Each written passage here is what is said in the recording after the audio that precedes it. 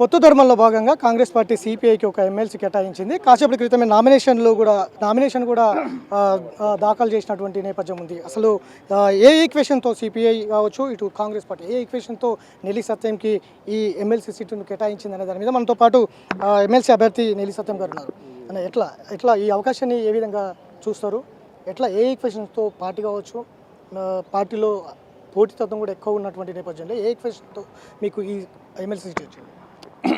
జనరల్గా ఈ శాసనమండలి సభ్యునిగా భారత కమ్యూనిస్ట్ పార్టీ అభ్యర్థిగా నన్ను ప్రకటించడం, ముఖ్యంగా దీనికి మరి కాంగ్రెస్ పార్టీ ఎన్నికల ఒప్పందంలో భాగంగా ఆనాడు ఎన్నికల సమయంలో ఇచ్చిన వాగ్దానాన్ని అమలు చేసినటువంటి సందర్భంలో మరి ముఖ్యంగా ముఖ్యమంత్రి రేవంత్ రెడ్డి గారికి, మరి డిప్యూటీ ముఖ్యమంత్రి భట్టి గారికి, అదేవిధంగా రాష్ట్ర మంత్రుల గారికి, అదేవిధంగా దీనికి కృషి చేసినటువంటి సిపిఐ జాతీయ సమితి ప్రధాన కార్యదర్శి డి రాజా గారు, మరి నా జాతీయ కార్యదర్శి నారాయణ అజీజ్ బాషా గారు, సిపిఐ రాష్ట్ర కార్యదర్శి కురంనేని సాంబశివరావు గారు అనేక తోని ఇవాళ ఎమ్మెల్సీ రావడం జరిగింది.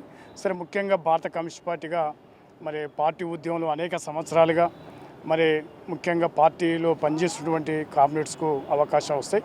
దానిలో భాగంగానే మరి పార్టీ పక్షంగా అనేక సంవత్సరాలుగా మరి విద్యార్థి వీర సంఘాల్లో పార్టీగా పనిచేస్తూ ఇవాళ ఎమ్మెల్సీగా పార్టీ రాష్ట్ర నాయకత్వం అంతా కూడా ప్రకటించడం జరిగింది. వారి అందరికీ కూడా ప్రత్యేకంగా అభినందన తెలియజేస్తూ నాకు అవకాశం ఇచ్చిన పార్టీ విశ్వాసాన్ని ఒమ్ము చేయకుండా మరి పార్టీ కోసం పనిచేస్తామని, ప్రజల పక్షంగా నిలబడి ఉద్యమాలు నిర్వహిస్తాం, ప్రజా సమస్యల పరిష్కారం కోసం పనిచేస్తామని చెప్తాం. ఇప్పటికే శాసనసభలో కురంనేని సాంబశివరావు గలమెప్పుతున్నటువంటి నేపథ్యం ఉంది. మీకు ఇప్పుడు ఎమ్మెల్సీ అవకాశం వచ్చింది, ఏ అంశాల మీద ముందుకు వెళ్తారు?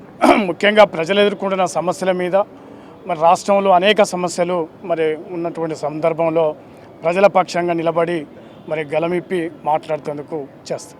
కమ్యూనిస్ట్ పార్టీలు ఒకవైపు బలహీనపడుతున్నాయనే సందర్భంలో ప్రస్తుతం ఉన్నటువంటి నేపథ్యంలో ఒకవైపు కురంనేని సాంబశివరావు కావచ్చు, ఇప్పుడు మీకు వచ్చిన అవకాశం కావచ్చు, మళ్ళీ కమ్యూనిస్ట్ పార్టీలో జోష్ పెరుగుతుందనేది ఎట్లా?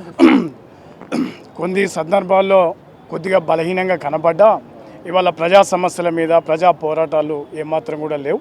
ఎందుకంటే తప్పకుండా ప్రజా ఉద్యమాలు బాగా కొనసాగుతూ ఉంటాయి. తాత్కాలికంగా చట్టసభలలో తక్కువ సంఖ్య ఉన్నా కూడా భవిష్యత్తులో ప్రజలు మళ్ళీ కమ్యూనిస్టు ఉద్యమాలు కమ్యూనిస్ట్ పార్టీ వైపు ఆలోచన చేసేటువంటి పరిస్థితి మనకు కనబడతా ఉంది. ఏం చెప్తారు? కాంగ్రెస్ పార్టీ మీకు మిత్రధర్మంలో భాగంగా ఆల్మోస్ట్ సిపిఐ పార్టీకి కేటాయించదు అనేది ప్రచారం జోరుగా సాగింది నిన్నటి దాకా కూడా.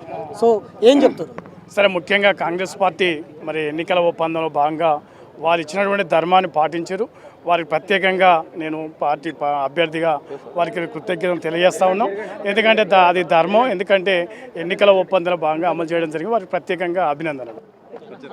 మొత్తం మీద అయితే పొత్తు ధర్మంలో భాగంగా కాంగ్రెస్ పార్టీ ఈ అవకాశం ఇచ్చింది. అట్లనే సిపిఐ ఇటు రాష్ట్ర జాతీయ కార్యవర్గాలు కూడా కృతజ్ఞతలు చెప్తున్నారు.